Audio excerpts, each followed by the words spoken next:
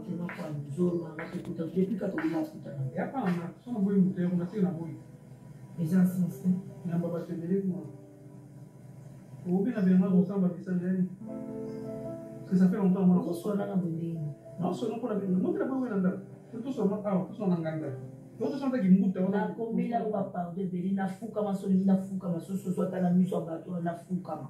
na luki na zo luko pato zo nyo ya mangate na luki oti na bagarage c'est comme ça olini ko ya mangate o comprendre que na boy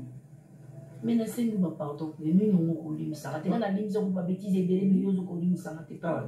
mais na sali ni oni na ona na senga ba pardon zo limi sa pourquoi là on vivre na garçon na Flavien bolingo makasi ke ne te so na on va te da bobala o mande na tika iko na yo na sa ji conscience sa vie na ngai yo nous avons la vie na ngato vendre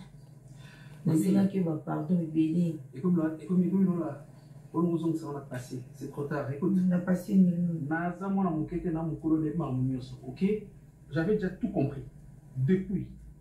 si là on dit que ngai na no vivre na mais on est na ma distraction la vraie bonne tant vana mwasi o yemoko o comprendre no vie na été aux anana mabe aux anana Flavien mabe aux ala donc vie no mona nenge o kolela la ya kaluka na loba na loba mabe loba siango manque intelligence ngala loba pa na loba na sagesse